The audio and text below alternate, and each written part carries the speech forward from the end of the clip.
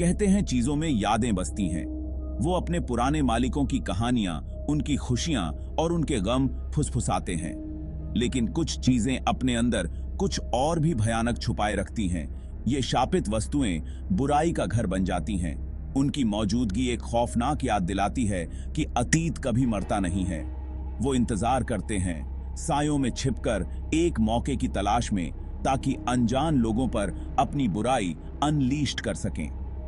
Marty हमेशा ऐसी ही चीजों की तरफ आकर्षित होती थी। उसे क्या पता था कि उसका ये फैसिनेशन जल्द ही उसका सबसे बड़ा डर बन जाएगा। जब भी वो पपेट्स को देखती, उसकी आंखों में एक अलग ही चमक आ जाती थी। वो इस बात से हैरान थी कि कैसे पपेट्स में जैसे जान आ जाती थी, जैसे वो सचमुच के जीव हों। कैसे उनकी लकड़ी की होंठ वेंट्रिलोक्विस्ट के शब्दों के साथ हिलती थीं। मार्टी को ये सब किसी जादू से कम नहीं लगता था।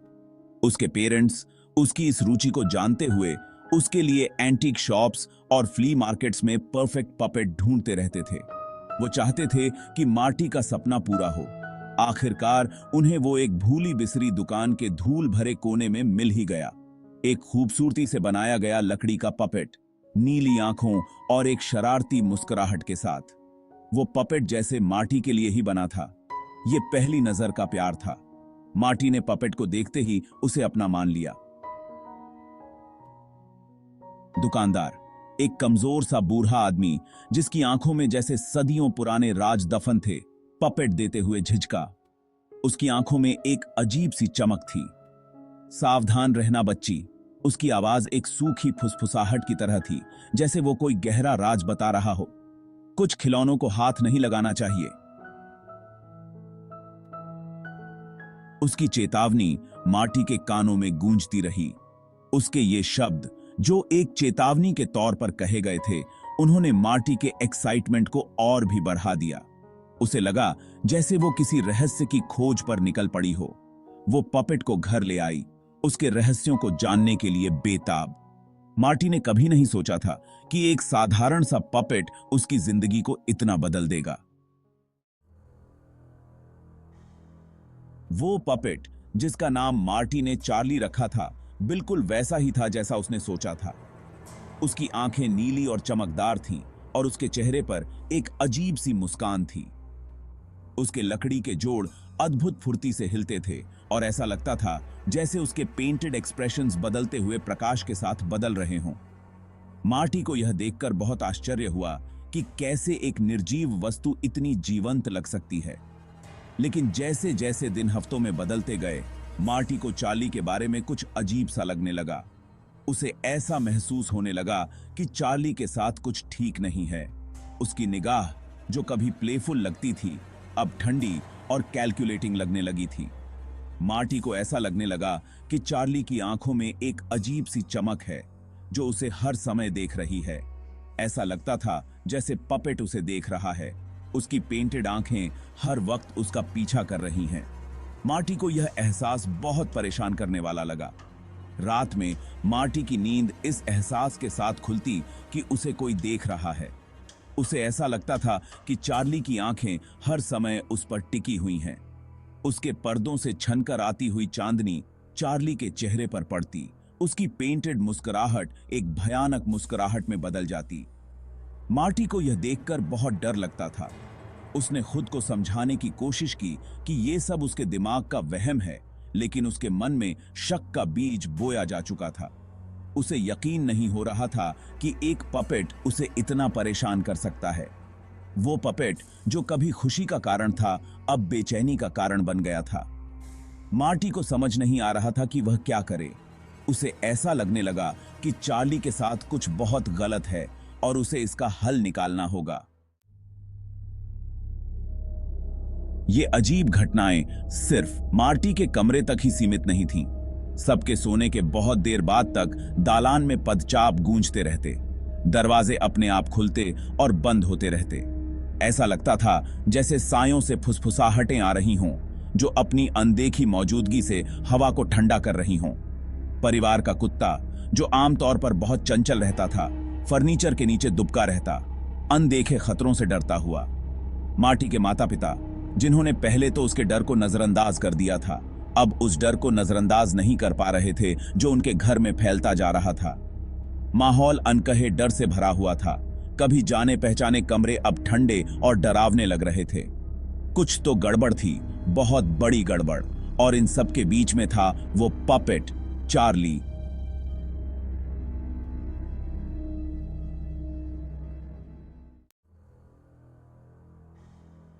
एक रात ये हॉन्टिंग एक भयानक मोड़ ले लेता है। उस रात की ठंडी हवा में एक अजीब सी खामोशी थी, जैसे कुछ भयानक होने वाला हो। मार्टी के चाचा, जो उस वीकेंड उनके यहां रुके हुए थे, अपने कमरे में बेचैनी से करवटें बदल रहे थे। अचानक लिविंग रूम से आ रही एक खून जमा देने वाली आवाज से जाग जाते हैं। वो आवाज इतनी भयानक थी कि उनके रोंगटे खड़े हो गए।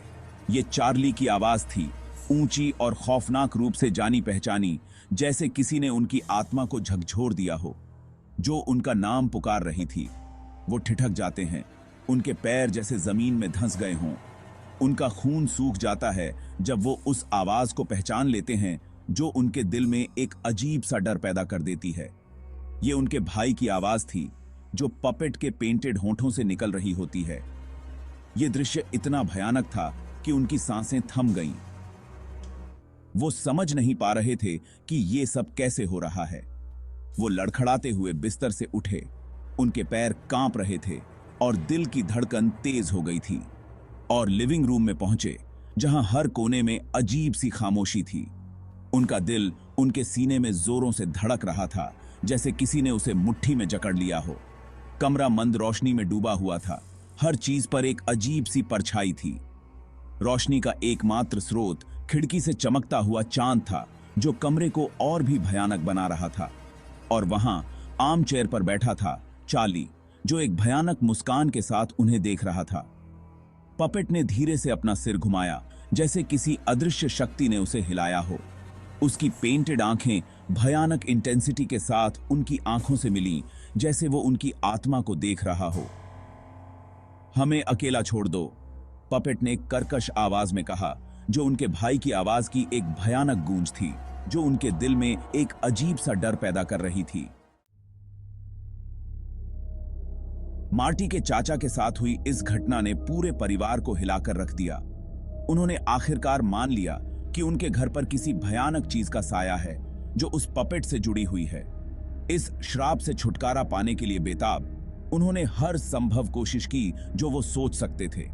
उन्होंने चार्ली को फेंकने की कोशिश की, लेकिन वो हमेशा मार्टी के कमरे में वापस आ जाता, मानो किसी अदृश्य शक्ति ने उसे उससे बांध रखा हो।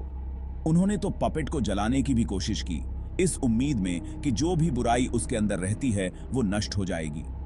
लेकिन आग की लपटें चार्ली के चारों ओर नाचती हुई प्रतीत होती थीं, उसे बिना छुए और उनके प्रयासों को व्यर्थ छोड़ देती थीं। ऐसा लग रहा था कि पपेट अविनाशी है, उसका उनके जीवन पर पकड़ अटूट है। हारकर और डरकर परिवार ने एक बड़ा फैसला लिया। उन्होंने अपना सामान पैक किया, अपना घर और उसमें मौजूद हर चीज को पीछे छोड़ दिया, सिवाय चार्ली के। वो पपेट को नष्ट करने की हिम्मत नहीं जुटा पा रहे थे, इस डर से कि ऐसा करने के क्या परिणाम हो सकते हैं। इसके बजाय वो जंगल में एकांत जगह पर गए और चार्ली को एक पुराने बरगद के पेड़ की जड़ों के नीचे दबा दिया। जैसे ही वो वहां से जा रहे थे, डूबते हुए सूरज ने लंबी भयानक परछाइयां क्लियरिंग पर डाली। मार्टी पीछे की खिड़की से बाहर देख रही थी। वो ये एहसास नहीं भूल पा रही थी कि उसे कोई देख रहा है। ऐसा लग रहा था जैसे जंगल उन पर दबाव बना रहा है। हवा में एक अजीब सी खामोशी छाई हुई थी। उन्होंने घर छोड़ दिया था, लेकिन क्या वो वाकई इस श्राप से बच पाए थे?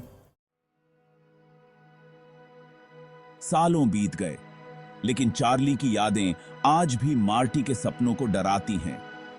वो आगे बढ़ गई, अपने लिए एक नई जिंदगी बनाई, लेकिन ये एहसास कि उसे कोई देख रहा है कभी नहीं गया।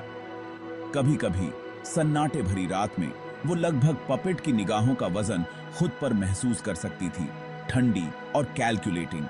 उस डर की एक कांस्टेंट याद दिलाती हुई जो कभी उसके परिवार को जकड़े हुए था। और कभी कभी जब हवा पेड़ों से होकर गुजरती है तो उसके साथ नम मिट्टी और सड़ते पत्तों की गंध आती है। वो एक फीकी सी फुसफुसाहट सुनती है जो भयानक रूप से जानी पहचानी होती है। ऐसा लगता है पपेट अभी भी वही है, बाहर कहीं, दोबारा सामने आने के लिए सही समय का इंतजार कर रहा है। ऐसा लगता है कि श्राप अभी खत्म नहीं हुआ है।